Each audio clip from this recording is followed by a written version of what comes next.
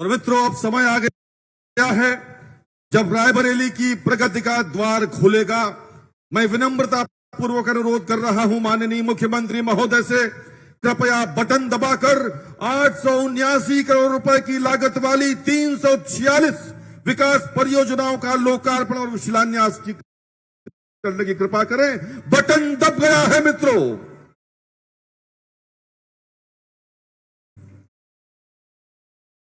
बहुत बहुत धन्यवाद माननीय मुख्यमंत्री महोदय।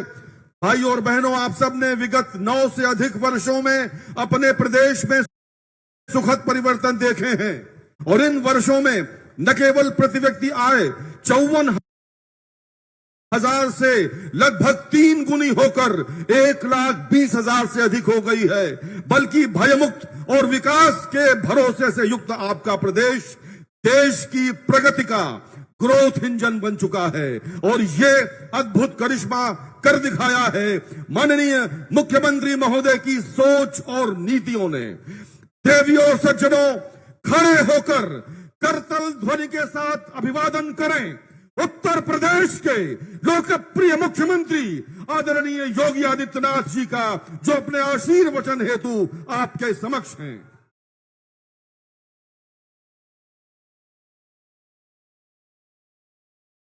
सियावर रामचंद्र भगवान की,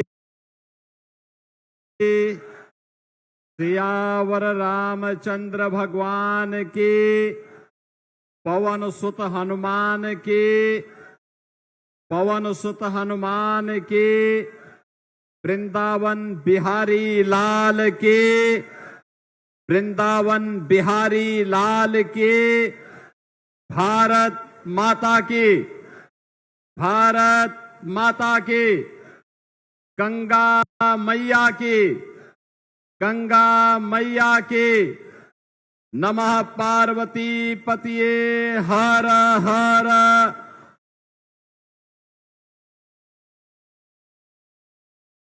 उत्तर प्रदेश सरकार में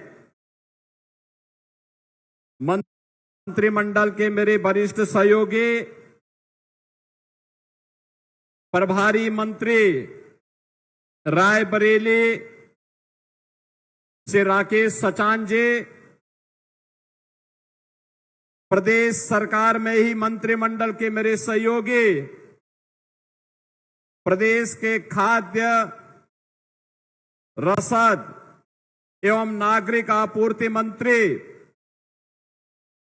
और इसी जनपद में ऊंचाहार के लोकप्रिय विधायक श्री मनोज कुमार पांडे जी, प्रदेश सरकार में उद्यान मंत्री और इसी माटी के सपूत श्री दिनेश प्रताप सिंह जी, यहां की लोकप्रिय विधायक और इसी जनपद की बेटी श्रीमती अदिति सिंह जी, सलोन के लोकप्रिय विधायक श्री अशोक कुमार कोरी जी, विधान परिषद सदस्य सोमेश द्विवेदी जी, विधान परिषद सदस्य इंजीनियर अविनीश कुमार सिंह जी, जिला पंचायत की प्रशासक श्रीमती रंजना चौधरी जी, भारतीय जनता पार्टी के जिलाध्यक्ष श्री बुद्धिलाल पासी जी, अपना दल के जिलाध्यक्ष श्री सत्येंद्र पटेल जी, पूर्व विधानसभा सदस्य हरचंदपुर श्री राकेश सिंह जी, पूर्व विधायक बछरावा श्री रामलाल अकेला जी, पूर्व विधायक श्री राजाराम त्यागी जी, पूर्व विधायक सरेनी श्री धीरेन्द्र बहादुर सिंह जी, पूर्व सदस्य विधान परिषद श्री राकेश प्रताप सिंह जी, जिला सहकारी बैंक के अध्यक्ष श्री विवेक विक्रम सिंह जी, भारी संख्या में उपस्थित भारतीय जनता पार्टी, अपना दल और सभी सहयोगी दलों के हमारे सभी पदाधिकारीगण और भारी संख्या में रायबरेली जनपद से जुड़े हुए विधानसभा रायबरेली, विधानसभा हरचंदपुर, विधानसभा बछरावा के मेरे सभी उपस्थित बहन और भाइयों, आज मुझे अवध केसरी के रूप में विख्यात 1857 के नायक, इस माटी के महान सपूत राणा बेनी माधो बख्श सिंह जी की 222वीं जयंती के कार्यक्रम में रायबरेली आने का अवसर प्राप्त हुआ है। बहनों और भाइयों, अभी कुछ देर पूर्व मैंने यहां के माननीय जनप्रतिनिधियों और प्रदेश सरकार के मंत्रियों के साथ मिलकर के राणा बेनी माधो बख्श सिंह जी की स्मृति को नमन करते हुए एक भव्य ऑडिटोरियम का लोकार्पण का कार्यक्रम संपन्न किया है। मैं रायबरेली की जनता को भव्य ऑडिटोरियम के साथ ही आज इन 3 विधानसभा क्षेत्रों से जुड़े हुए 879 करोड़ रुपए की इन नवीन परियोजनाओं के लोकार्पण और शिलान्यास के अवसर पर हृदय से बधाई देता हूं। आप सबके प्रति अपनी शुभकामनाएं देता हूं। बहनों और भाइयों, रायबरेली अब बदल चुका है। रायबरेली के साथ पहले लोग बोलते थे कि वीआईपी जनपद है, वीआईपी संसदीय क्षेत्र है, लेकिन वीआईपी के नाम पे यहां बदहाली थी, अराजकता थी, अभाव था, गरीब को शासन की योजना नहीं मिलती थी और इससे बदहाल तस्वीर और क्या हो सकती थी। बहनों और भाइयों, जो स्वर्गीय राजीव गांधी जी ने कही थी, उन्होंने उस पीड़ा को कहा था कि 1 रुपया भेजता हूं, नीचे केवल 15 पैसा पहुंचता है, बाकी 85 पैसा कौन खाता था। बहनों और भाइयों, ये 85% खाने वाले लोग कोई और नहीं थे, ये वही कांग्रेस के लोग थे, वही समाजवादी पार्टी के लोग थे, जो लोग इन गरीबों को, जो पिछले 9 वर्ष के अंदर आवास मिले हैं, हर गरीब के घर में शौचालय बना है, आज जो सड़कों का जाल बिछा है, आज जो यहां पे 900 करोड़ रुपए की परियोजनाओं का उपहार रक्षाबंधन के ठीक पहले बरेली जनपद को प्राप्त हो रही, आप रायबरेली जनपद को प्राप्त हो रही हैं, इसके लिए मैं आपको सबको बधाई देता हूं, अभिनंदन करता हूं और यहां के जनप्रतिनिधियों का भी हृदय से धन्यवाद करता हूं। बहनों और भाइयों, विकास आज की आवश्यकता है। नौजवान की आकांक्षा को यही विकास आगे बढ़ाएगा। अन्नदाता किसान के चेहरे पर यही विकास खुशहाली लाएगा। हमारे कारीगर और हस्तशिल्पियों को यही सम्मान देगा। हमारे बुजुर्गों के वृद्धावस्था का सहारा यही बनेगा। और उस विकास के साथ जोड़ने के लिए आपने यहां पर हमें विधायक दिए और विधायक देने के बाद अब विकास की इस प्रक्रिया को द्रुत गति से आगे बढ़ाने का कार्य हुआ। प्रधानमंत्री मोदी जी के नेतृत्व में बदलते हुए रायबरेली को आज आपने देखा होगा। याद करिए यहां की modern coach factory, modern coach factory 12 में बनी थी, 14 तक कांग्रेस के विकास की तरह वह घिसती हुई जा रही थी। और आज मुझे बताते हुए प्रसन्नता है मॉडर्न कोच फैक्ट्री अब तो रायबरेली की पहचान बन चुकी है। बहनों और भाइयों, मुझे बताते हुए प्रसन्नता है 25-26 में इस मॉडर्न कोच फैक्ट्री ने पिछले वर्ष 2156 कोचेज का निर्माण किया और ये रिकॉर्ड प्रोडक्शन है। और पहली बार मई 2026 में भारत की प्रधानमंत्री मोदी जी के विजन के अनुरूप वंदे भारत एक्सप्रेस का जो वंदे भारत ट्रेन बनी है, वंदे भारत का पूरा ट्रेन सेट का रोल आउट इसी मॉडर्न कोच फैक्ट्री रायबरेली में बनी। अब रायबरेली का नाम न केवल उत्तर प्रदेश में बल्कि देश के अंदर गौरव के साथ लिया जा रहा है। बहनों और भाइयों, याद करिए आपके सांसद इस समय क्या क्या गुल खिला रहे हैं। वे युवाओं को भड़काने का काम कर रहे हैं, भारत की विरासत को अपमानित करने का काम कर रहे हैं। और कांग्रेस के प्रदेश के अध्यक्ष ने तो सभी हदें पार कर दी हैं और कांग्रेस के वास्तविक संस्कार को भी उजागर कर दिया है। कल वो हनुमानगढ़ी गए थे, अयोध्या में, हमारा पवित्र धाम है। बड़ी आस्था के साथ, सात्विक भाव के साथ हम जाते हैं। बजरंग बली के लिए तो मंगलवार के दिन हर हिंदू व्रत रखता है। बल बुद्धि विद्या देव मोहि हरेहु क्लेश विकार, सब प्रकार के क्लेश को, विघ्न बाधा को दूर करने वाला कोई है तो हमारे बजरंग बली हैं।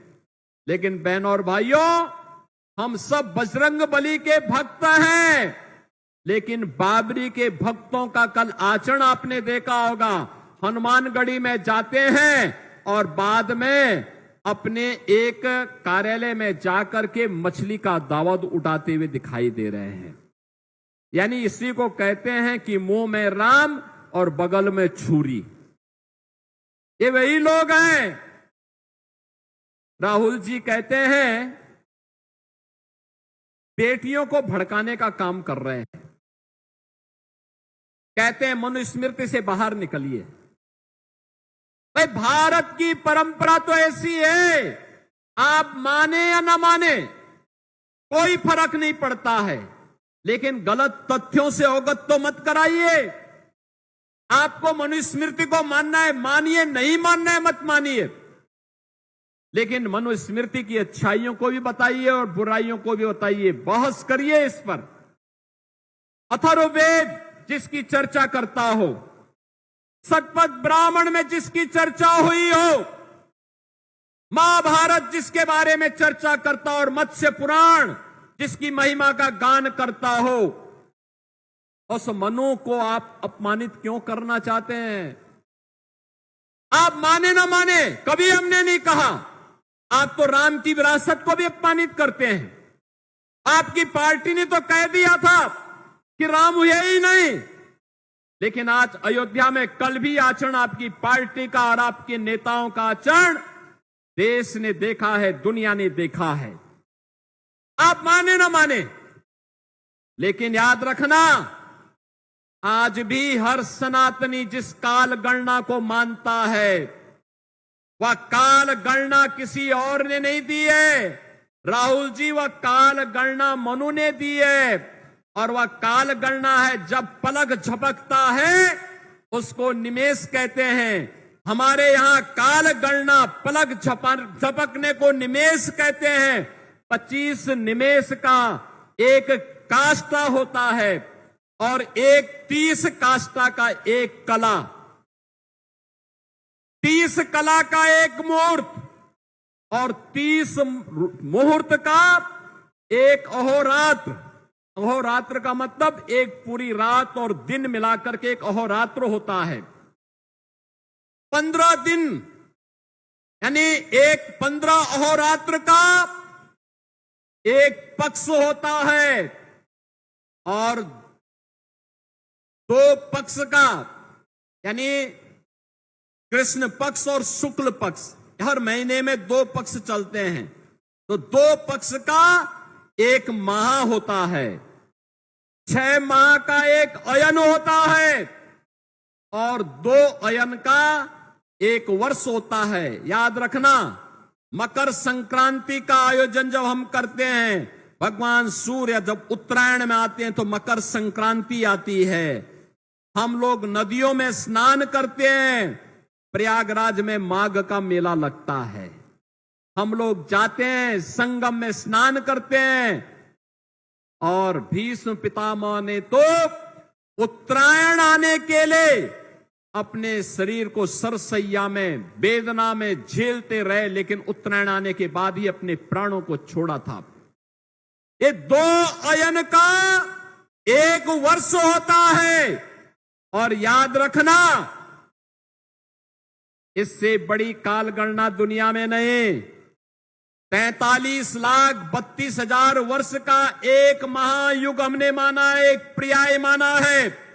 31 पर्याय को एक मनवंतर के रूप में माना है, और 14 मनवंतर को एक कल्प के रूप में माना है। यह भारत का काल गणना है, और ये किसी और ने नहीं।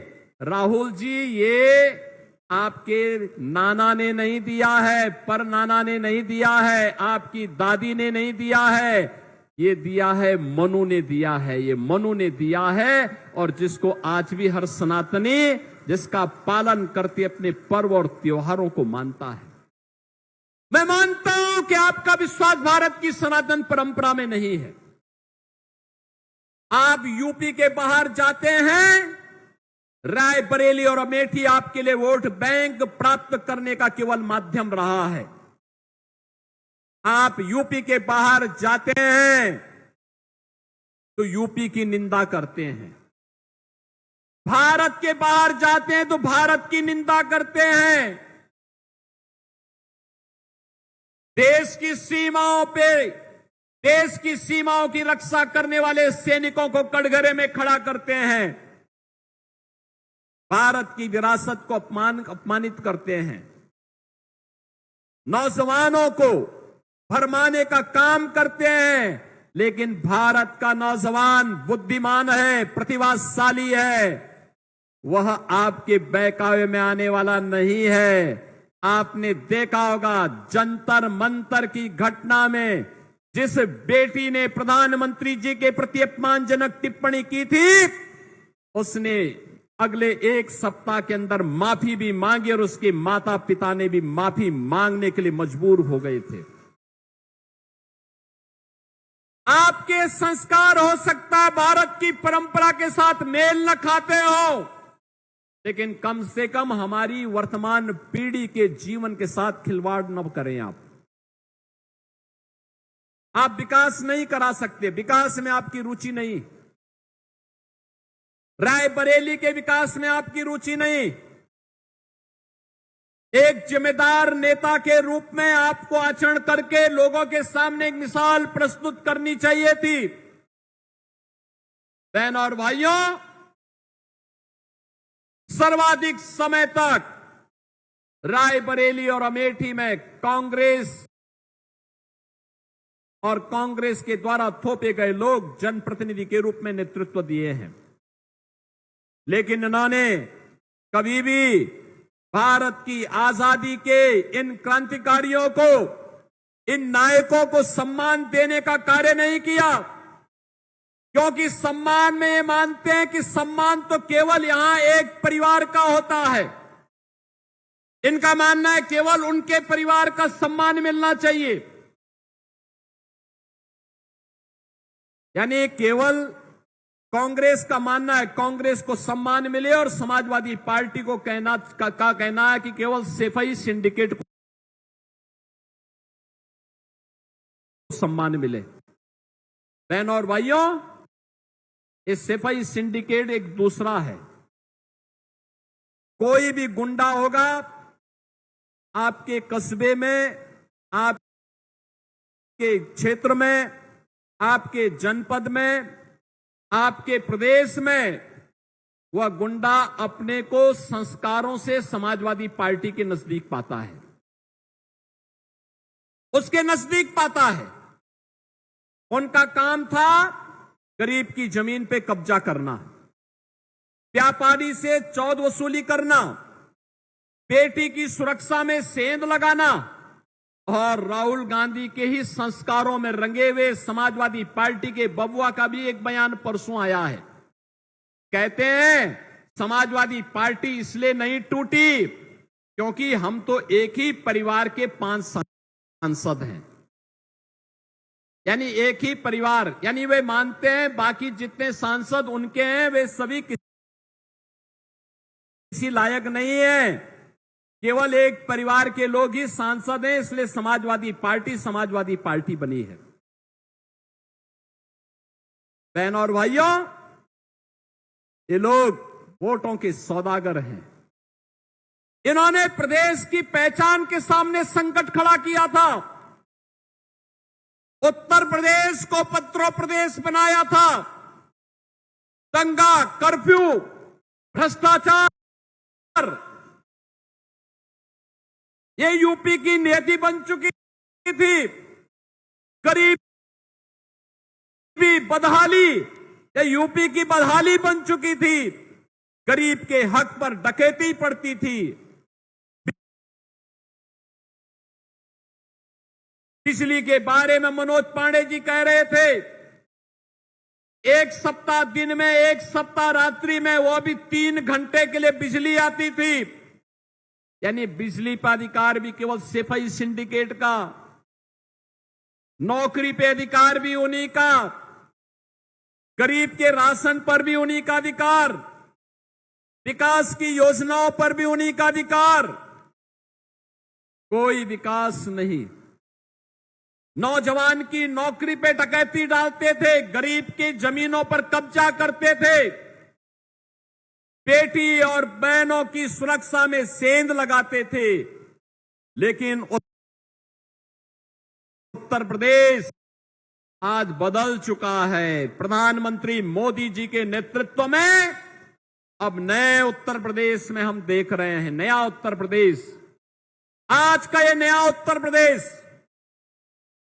बहन और भाइयों, यहां पे अब बेटी और व्यापारी की सुरक्षा में कोई सेंध नहीं लगा सकता और सरकार का पहले से तय, पहले से ही जीरो टॉलरेंस कि बेटी और व्यापारी की सुरक्षा में कोई सेंध लगाएगा तो 2 ही जगह होगी, या तो जेल या जहन्नुम। इसके अलावा तीसरी जगह नहीं होगी। बहन और भाइयों, अनुदेशक भी सभी जातियों के, जिन महापुरुषों का स्मारक बनाए जा रहे हैं ये सभी जातियों के। कांग्रेस की पीड़ा तो है, अयोध्या में राम मंदिर क्यों बन गया?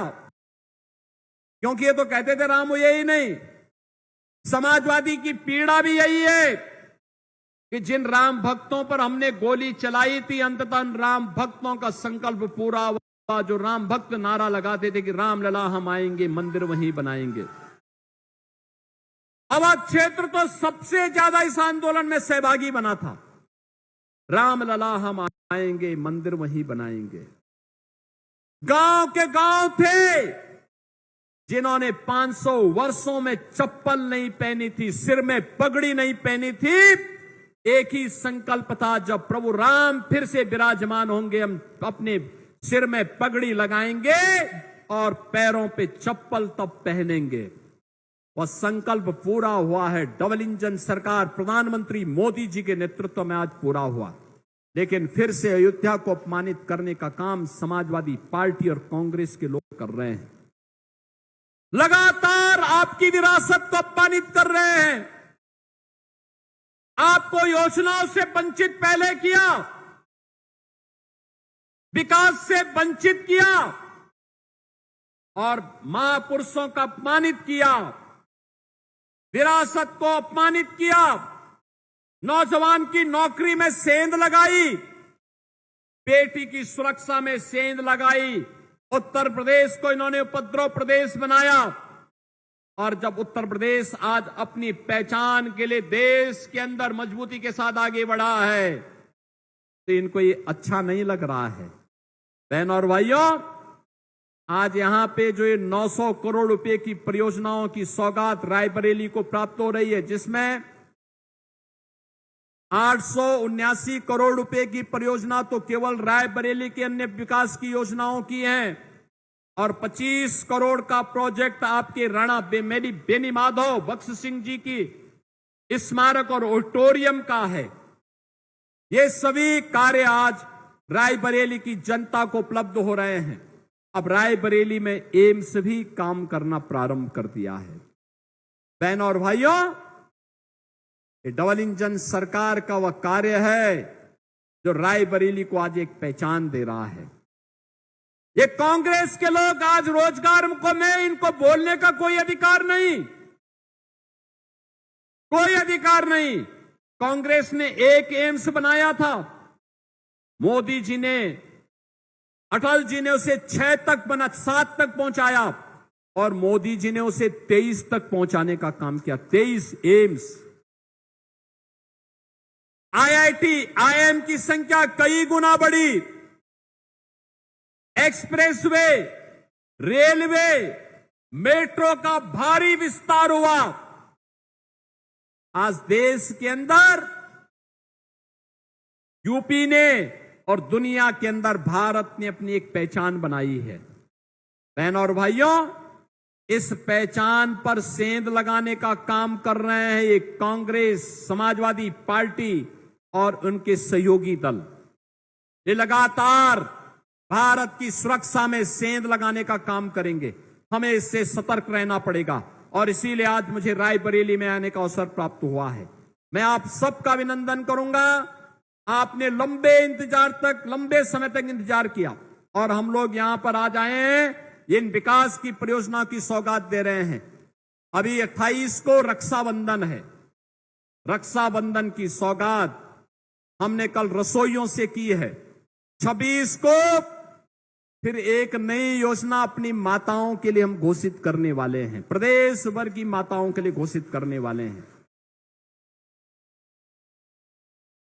सबका साथ और सबका बिना विकास तो इसी बात के साथ चलता है कि विकास और विरासत एक साथ आगे बढ़ेगी, और जब विकास और विरासत आगे बढ़ती है तो विश्वास का प्रतीक होता है। और लेकिन विश्वास तब होता है जब सामूहिक प्रयास होता है, और उस सामूहिक प्रयास के लिए आज रायबरेली में मुझे आप सबके बीच में आने का अवसर प्राप्त हुआ है। मैं इस अवसर पर राणा बेनी माधव बख्श सिंह जी को, पीरा पासी जी को, यहां के उन महान स्वाधीनता संग्राम सेनानियों की स्मृतियों को नमन करते हुए आप सभी के प्रति अपनी शुभकामनाएं देते हुए इन योजनाओं के लिए रायबरेली वासियों को, खासतौर पर रायबरेली सदर, पचरावा और हरचंदपुर के जुड़े हुए सभी पदाधिकारी और वहां की जनता जनार्दन को मैं हृदय से बधाई देते हुए अपनी वाणी को देता हूं विराम। मेरे साथ बोलेंगे जय जय श्री राम, जय जय श्री राम।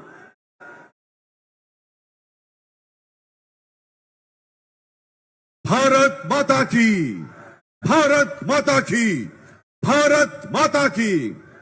मित्रों, माननीय मुख्यमंत्री महोदय के कर कमलों से रायबरेली को आज जो सौगात मिली है, उसके लिए रायबरेली वासी अपने हृदय की अतल गहराइयों से उनको धन्यवाद ज्ञापित करते हैं।